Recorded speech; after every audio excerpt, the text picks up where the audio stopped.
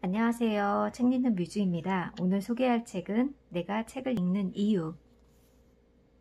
기시묘 이치로 1956년 일본 교토에서 태어났다.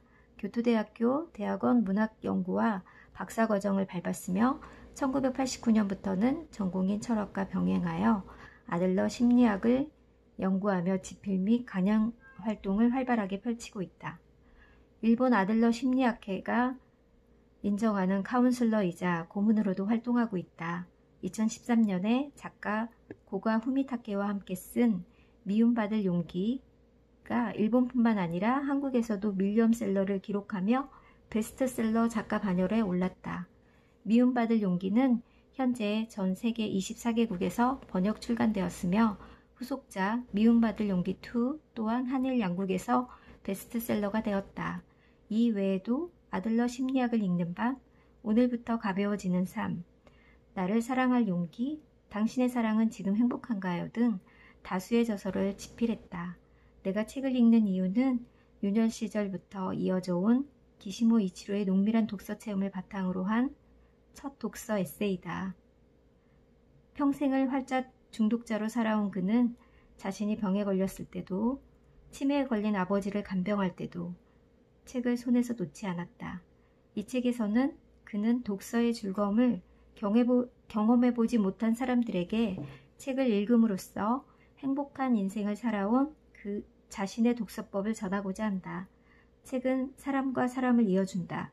그의 말처럼 이 책을 읽는 독자 또한 저자와 연결되어 책 읽는 것 자체를 즐기게 될 것이다.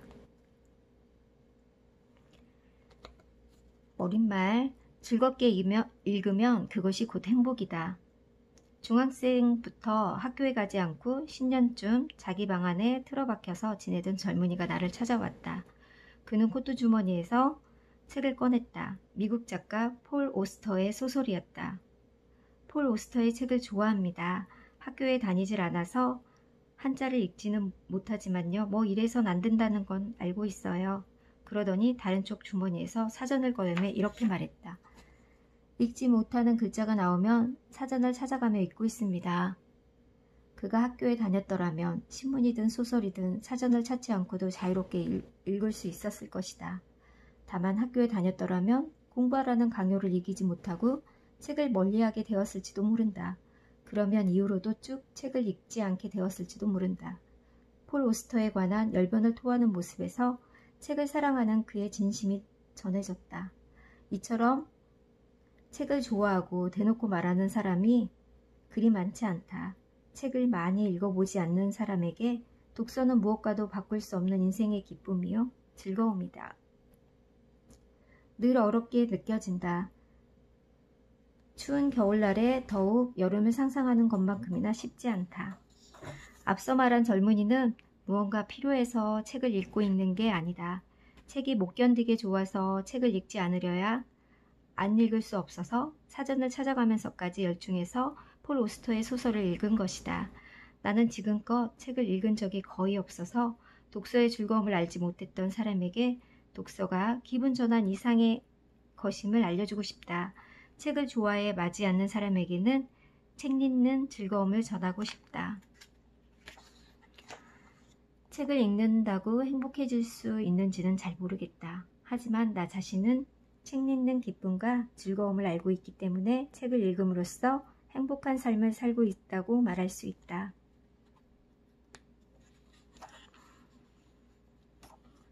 독서를 통해 저자와 대화하기 위해서는 저자가 무엇을 말하는지 그저 쫓아가기만 해서는 안 되고 책을 읽으면서 스스로 곰곰이 생각해 봐야 한다.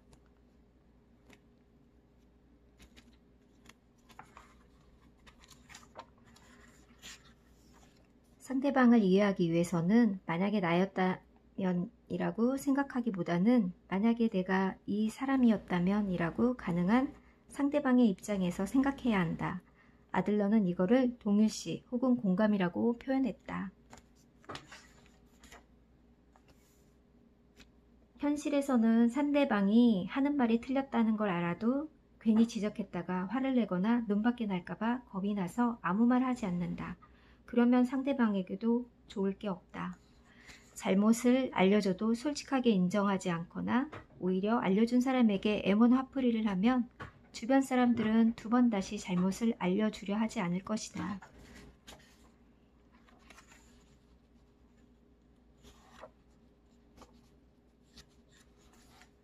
불행한 러브스토리에 꽂히는 이유. 책을 읽으면 다른 사람의 인생을 추체험, 즉 자기가 체험한 것처럼 느낄 수 있다. 살면서 경험할 수 있는 것에는 한계가 있다. 하지만 책을 읽으면 자신이 몰랐던 다양한 삶의 방식이 있다는 걸 알게 된다. 다른 사람의 경험을 아는 것은 자신의 삶의 방식을 다시 생각하는 계기가 되고 이는 인생의 경험을 넓혀준다. 나와는 다른 생각을 알게 됨으로써 관대해질 수 있다.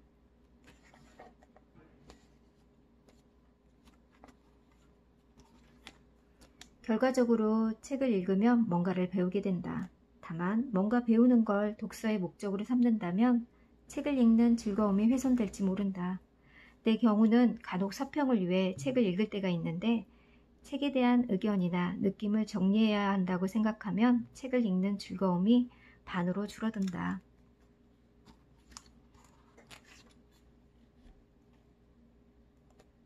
내가 좋게 생각하는 사람이 어떤 책을 읽는지 관심을 갖는다면 그 사람이 읽는 책을 읽고 공명할 수 있을 것이다. 아들러는 상대방의 관심에 관심을 갖는다라고 표현했다. 관심 있거나 존경하거나 호감 가는 사람이 읽는 책에 관심이 생겨서 그때까지 읽어온 작품과는 전혀 다른 성향의 책을 읽게 되는 경우도 자주 있다. 좋아하는 사람에게 이런 식의 관심을 갖지 않는 사람은 만나서 대화할 때 자기 얘기만 하게 될지도 모른다. 반대로 얼마 전 이야기한 그 작가의 책을 나도 읽었다는 식으로 말하는 사람을 만난다면 나에게 관심을 가져준다고 생각해 기쁘고 고마울 것이다. 부모가 책 읽는 모습을 보면 아이가 영향을 받아서 저절로 책을 읽게 될지도 모른다. 하지만 책만 읽는 생활에 질려서 또 멀리하게 될지도 모른다.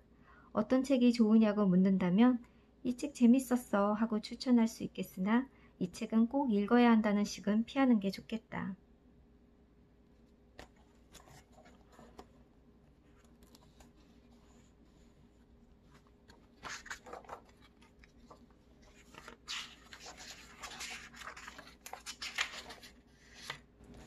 사람은 평소 여러 가지 가면을 쓰고 살아간다. 라틴어로 페르소나라고 하는 이 가면은 영어의 person, 즉 사람이라는 말의 어원이다.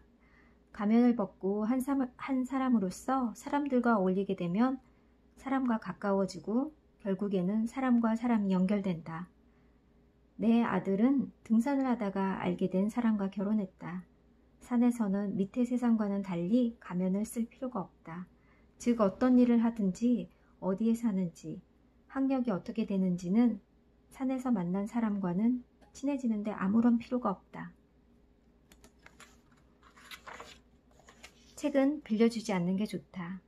당장에 다시 읽을 생각이 없는 책일지라도 다른 사람에게 빌려주지 않는 게 좋을 것이다. 빌려준 것을 읽는 것도 문제지만 언제 그 책이 필요해질지 모르기 때문이다. 어떤 이유로든 책을 빌려줘도 되겠다고 생각했을 때는 그 책이 당장 필요 없다고 판단했기 때문이지만 나중에 필요한 때가 오리라는 것을 예상하지 못한 탓이기도 하다. 뜻밖의 그 책이 필요할 때가 온다. 저도 제가 좋아하는 작가가 있거나 좋은 책이 있으면 이 책 진짜 좋아. 내가 책 빌려줄게. 한번 읽어봐 하면서 빌려주기도 했는데 돌려받지 못하는 경우가 거의 80% 이상이 되더라고요. 그래서 책은 정말 빌려주면 안 되겠구나. 그리고 저도 책을 빌려주고 난 이후에 내가 어떤 사람한테 어떤 책을 빌려줬는지도 기억이 안 나더라고요. 그래서 제가 생각한 게 책을 빌려줄 때는 꼭 사진을 찍어서 빌려줘야겠다는 생각이 들었답니다.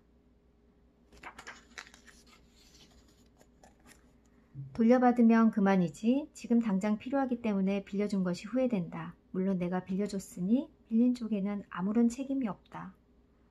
맞아요. 빌려준 사람이 잘못인 것 같아요. 저도 이제 앞으로는 책을 빌려주는 거를 좀 신중하게 생각해 봐야겠습니다. 반면 읽었던 책이 좋아서 누군가에게 추천하며 빌려줄 때는 책을 돌려받지 못할 수도 있음을 각오해야 된다. 차라리 그냥 갖다 바쳤다고 생각하는 편이 나을 수도 있다.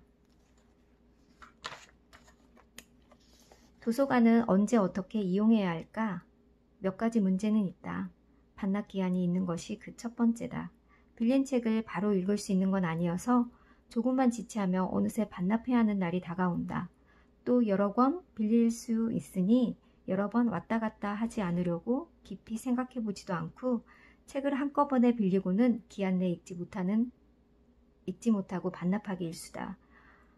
책 욕심 때문에 저도 책을 많이 빌려오고 중간에 다시 반납했다가 다시 또 빌리고 그런 적이 있었거든요.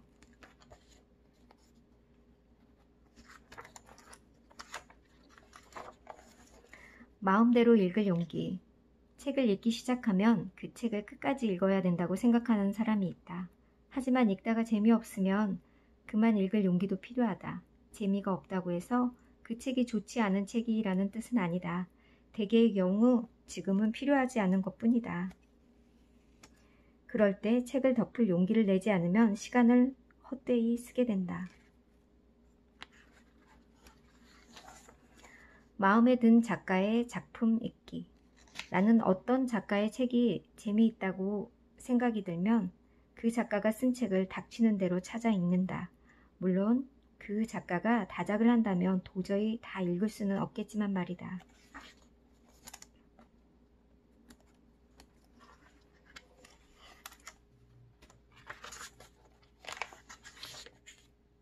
어려운 책을 대하는 태도. 때로는 아주 난해한 책을 읽어야 할 때가 있다. 일 때문에 필요한 경우인데 이럴 때 이런 책을 만나면 읽기 힘들어도 읽지 않을 수가 없다. 본래 책이 어렵다면 그 책임은 전적으로 저자에게 있다.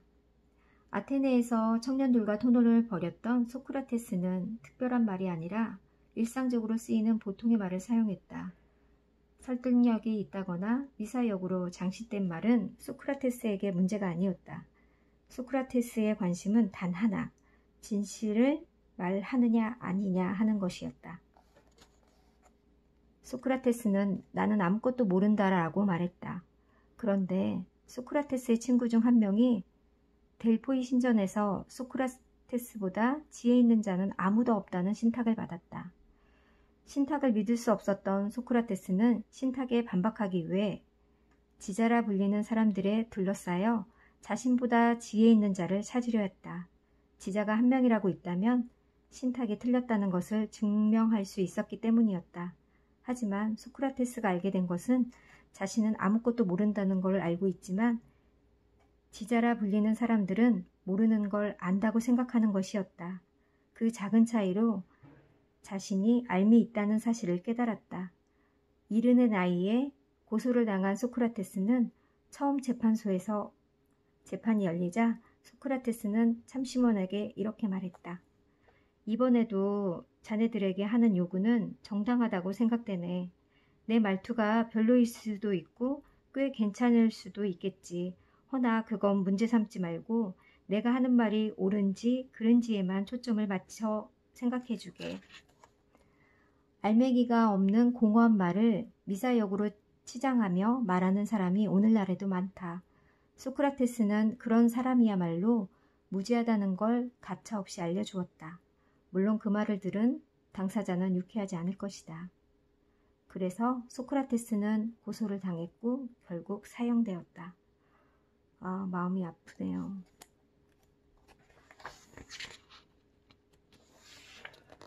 인터넷 서점에는 책을 읽는 사람의 리뷰가 실려 있는데 전곡을 찌르는 리뷰만이 있는 것은 아니다. 내가 이해하지 못했으니 별 2개 이런 리뷰를 본 적이 있다. 자신이 이해하지 못했다고 해서 책을 낮게 평가하는 것은 잘못이다.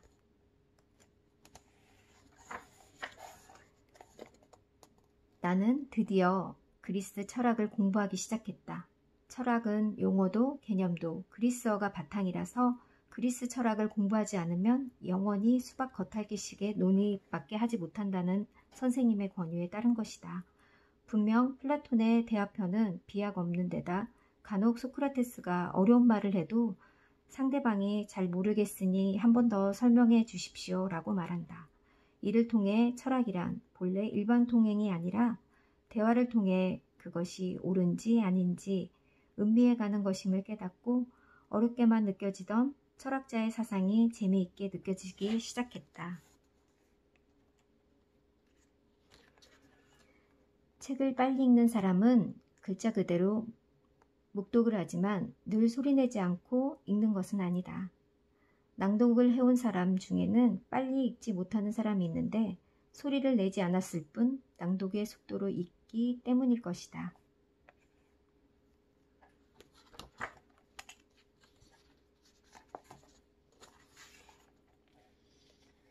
여러 권을 동시에 읽으면 좋은 점. 나는 끊임없이 동시에 여러 책을 읽는다. 많을 때는 10권을 책을 읽는다. 동시에 많은 책을 읽는다고 해서 혼란스럽거나 하지는 않다. 오히려 한 권만 읽으면 진이 빠질 때가 있는데 그럴 때는 읽는 책을 덮고 다른 책을 읽으면 기분이 전환되어 계속 읽을 수가 있다. 지금은 책을 많이 읽는데 저자가 무엇을 말하는지 알기 위해서만 책을 읽는 것이 아니라 스스로 생각하기 위해 책을 읽을 때가 많아졌다. 생각나는 게 있으면 노트나 책 귀퉁이에 적어 놓는다.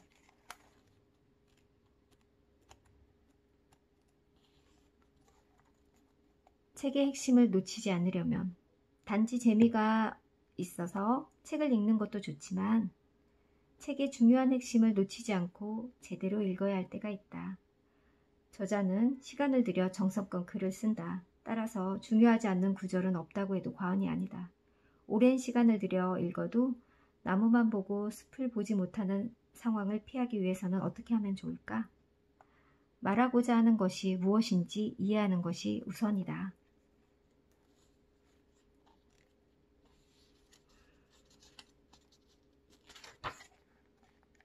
지식을 소유한다는 것. 책을 읽고 거기서 끝내는 것이 아니라 그 지식을 남겨야 한다고 생각하는 사람이 많다. 나는 지식을 남기는 게 불가능하다고 생각하지만 만약 그런 일이 가능하다면 어떻게 하면 좋을지 생각해보자. 책을 한번 읽으면 결코 그 내용을 잊지 않는다는 심리학 선생님이 계셨다. 어떻게 그게 가능한지를 물었더니 누군가의 이야기를 들었을 때 잃어버리지 않는 것과 같다는 대답이 돌아왔다. 그게 대체 무슨 의미냐고 재차 물었더니 상대방에게 관심을 갖고 이야기를 들으면 상대가 무엇을 말했는지 잊을 수가 없지 않느냐고 책을 읽을 때도 똑같이 관심을 갖고 그 내용을 잊을 수가 없다는 것이다. 관심이 가장 중요한 것 같아요. 말할 때도 그 상대방의 관심, 책을 읽을 때도 관심, 그 관심을 가지면 잊을 수 없다는 내용인 것 같아요. 밑줄 치는 습관이 있습니까? 책을 읽을 때 밑줄 치는 사람이 많을 것이다. 밑줄을 치는 데는 여러 가지 이유가 있겠지만 읽은 것을 기억하고 남기기 위함도 그중 하나일 것이다. 줄을 치면 책 내용이 잘 기억되어 남을 것 같은 기분이 들기 때문이다. 나는 책을 읽을 때 줄을 거의 치지 않는다. 줄을 치면 그때는 괜찮지만 시간이 흘러 다시 읽을 때 붉은 줄이 눈에 거슬리기 때문이다. 저도 이런 경험을 해봤어요. 저도 읽다가 이 문장 너무 좋아 하고 줄을 쳤는데 어느새 너무 줄을 많이 친 거예요. 그러다 그 책을 다시 읽을 때 그 줄 친 게 너무 지저분해 보이고 그게 진짜 거슬리게 되는 경험을 해봤거든요.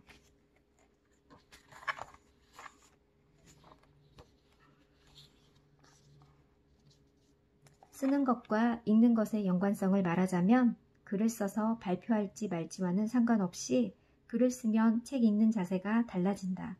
읽을 때도 수동적으로 책 내용을 이해하려고 하는 것이 아니라 저자의 사상을 스스로 검증해 보거나 저자의 사유에 자극을 받아 스스로 생각할 수 있기 때문이다. 책도 인생도 서두르지 않고 천천히. 이건 맺은 말입니다. 지금까지의 인생을 돌아보면 글을 배운 이후 활자를 보지 않는 날은 거의 한 손으로 꼽을 수 있을 정도다. 그만큼 독서는 내 인생의 일부나 다름없다. 독서는 내게 역경을 헤쳐나가는 힘이 되었다. 간혹 마음이 약해질 때면 앞으로 대체 얼마나 살 수 있을지, 죽는 날까지 몇 권의 책을 읽을 수 있을지 생각하게 했다. 천천히 읽으면 앞만 보고 질주하듯이 읽을 때에는 보이지 않던 부분이 보인다. 인생을 살아갈 때도 서두르지 않고 앞으로도 얼마나 살 수 있을지 헤아리지 않는다면 인생이 다르게 보일 것이다. 나는 이 책에서 많은 책을 읽으려고 하지 말라거나 무언가를 얻기 위해 책을 읽지 말고 책 읽는 것 자체를 즐기라는, 요컨대 책을 어떻게 대할 것인가 관해 지금껏 내가 읽어온 책들을 예로 들어 생각해 보았다. 젊은 시절부터 선인들이 쓴 독서론을 남부럽지 않게 읽었지만 내가 쓰게 되리라고는 꿈에도 생각해 보지 않았다. 포플러사의 무라카미 슌스케시를 만나지 않았더라면 이 책은 세상에 나오지 못했을 것이다. 집필 과정에서 교토에까지 여러 번 찾아와 유익한 조언을 아끼지 않은 무라카미 씨에게 감사드린다. 기시모 이치로.